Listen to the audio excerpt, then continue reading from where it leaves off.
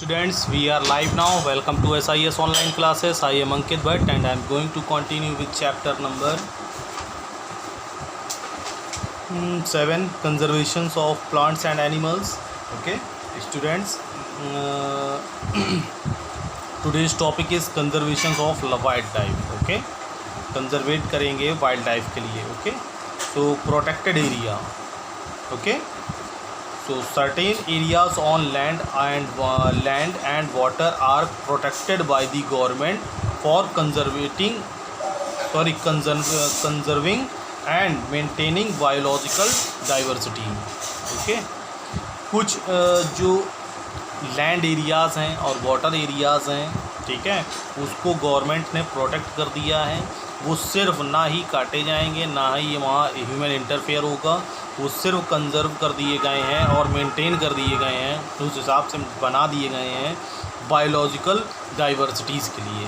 Okay, wild life sanctuaries, forest reserves and national parks are all examples of protected areas. जितनी भी wild life centuries हैं, क्या कभी सुना है कोई वाइल्ड लाइफ सेंचुरीज़ को ख़त्म करके कहीं कुछ दूसरा हो गया हो? वो कभी नहीं ख़त्म हो सकता है. गवर्नमेंट ने एक रूल पास कर दिया है कि ये चीज़ें कभी भी ख़त्म नहीं करी जा सकती हैं. ठीक है, फॉरेस्ट रिज़र्व्स, ठीक है, फॉरेस्ट के जितने भी रिज़र्व्स हैं, ठीक है, फॉरेस्ट को देखिए कटिंग पर ब्रेक कर दिया गया है, स्टे लगा दिया गया है, रोक दिया गया है. क्या फॉरेस्ट को कट नहीं किया जाएगा?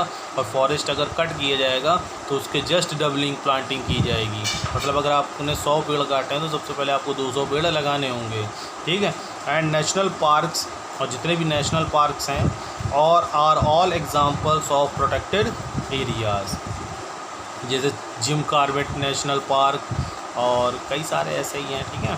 इन India biosphere reserves have been created since 1986 in order to protect and propagate our national biodiversity.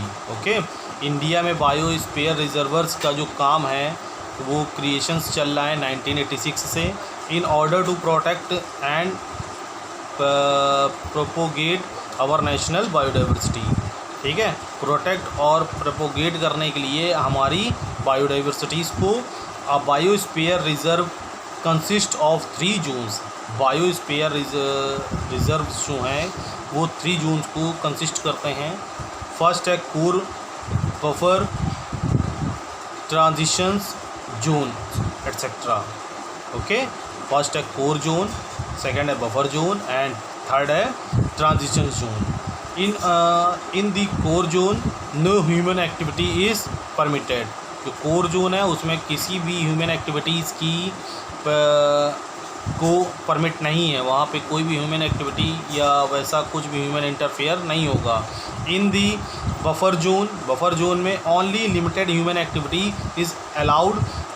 वेरियाज in the transition zone, जो सेकंड बफर जोन है, वहाँ पे एक सिलेक्टेड लोगों को जिनको पास या कुछ भी बना दिया जाए, जो गवर्नमेंट के अंडर में है, सिर्फ उन्हीं को जाने की इजाज़त होती है. ठीक है.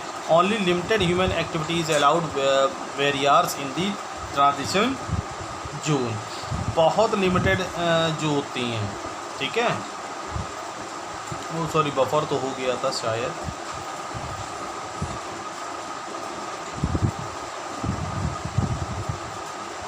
Whereas in the transition zone a large number of human activities take place.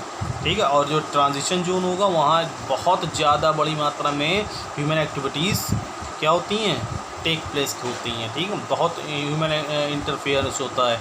जैसे किसी जू में जाएंगे या नेशनल पार्क्स वगैरह में जाएंगे तो यहाँ ह्यूमन्स को बस टोकन लीजिए, टिकट लीजिए और अंदर चले जाइए. कोई भी ऐसा कुछ वो नहीं होता है कि आज 10 ही लोग जाएंगे, इससे ज़्यादा नहीं जाएंगे, कुछ ऐसा कुछ नहीं होता. ठीक है. Sanctuary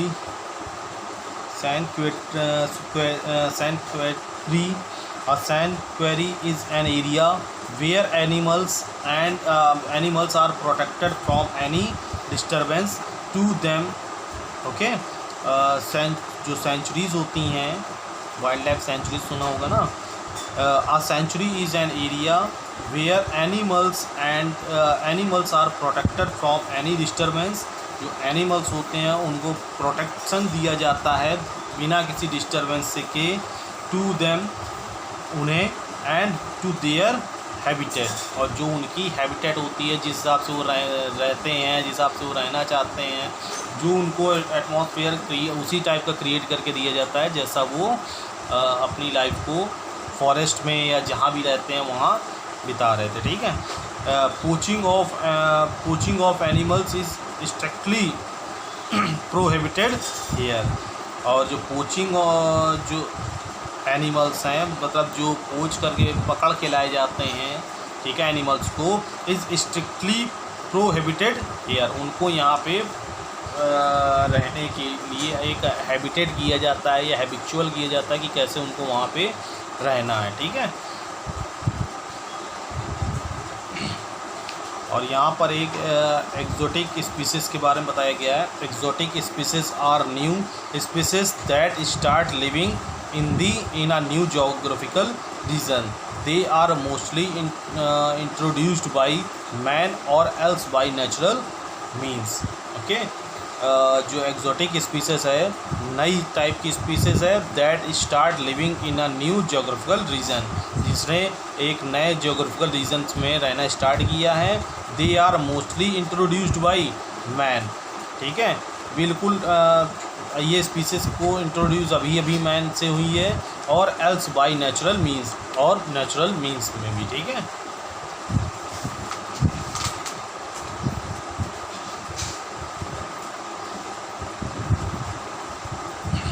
some important wild life sanctuaries in India are as follows. Kerala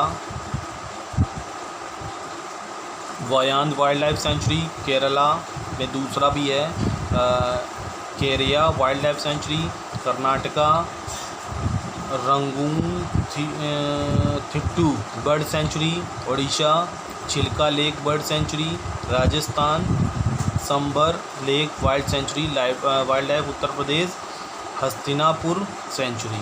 okay, तो यहाँ पे 6 स्टेट्स दिए गए हैं और उनकी वाइल्ड लाइफ सेंचुरीज़ के बारे में मेंशन किया गया है। ओके, तो आई होप आज का इतना ही टॉपिक रखते हैं, या नेशनल पार्क्स भी कर लेते हैं। Okay, so national park is an area strictly reserve for the protections of wild life. National park जो होती है एक ऐसे स्ट्रिक्टेड एरियाज़ होते हैं, यहाँ पर स्ट्रिक्टली मतलब रूल्स के साथ लोगों को अंदर जाने दिया जाता है कि आप अंदर तो जा रहे हैं लेकिन किसी भी वाइल्ड लाइफ या जोग्राफिकल बायोलॉजिकल डाइवर्सिटीज़ को आप नुकसान नहीं करेंगे, ना छेड़छाड़ करेंगे। ठीक है। तो national park is an area strictly reserved for the protection of wild life. A national park preserves flora fauna and the natural environment. जो नेचुरल पार्क्स होते हैं प्रिजर्वर्स होते हैं फ्लोरा फन्ना और नेचुरल इन्वायरमेंट्स के। Activities like grazing, cultivations and hunting are not permitted in a national park. No private ownership right is allowed. National parks में no private ownership right is allowed. कोई भी private ownership नहीं कर सकता है कि government के साथ कोई ऑनरशिप कर ले। ठीक है, इस टाइप की प्राइवेट ऑनरशिप नहीं अलाउड है। The main aim of protected areas like a sanctuary. ठीक है, और जो मेन एम है वो उस एरिया को प्रोटेक्ट कराना है, प्रोटेक्शन देना है, प्रोटेक्ट कराना है, लाइक अ सेंचुरी, एक सेंचुरी जैसा। ठीक है, national park sanctuary, national park biosphere reserves के जैसे बिल्कुल एकदम इसको प्रोटेक्ट कराना है। Is to protect and flora and fauna, मतलब यहाँ के जो प्लांट्स हैं, एनिमल्स हैं, उनको प्रोटेक्शन देना है, एंड देयर हैबिटेट। ओके, और जो उनके हैबिटेट्स हैं। लेटस ये तो कोई टेबल्स है, कोई इतना इंपॉर्टेंट नहीं है। सो बाय टेक केयर, यहीं तक रखते हैं। और ये जो कुछ साइड में क्वेश्चंस दिए गए हैं इस पैरा से रिलेटेड, तो इन्हें आप करने की प्रैक्टिस करिएगा, कोशिश करिएगा। नहीं आएंगे तो फिर से नेक्स्ट क्लास में डिस्कस कर लेंगे। ओके, सो बाय टेक केयर।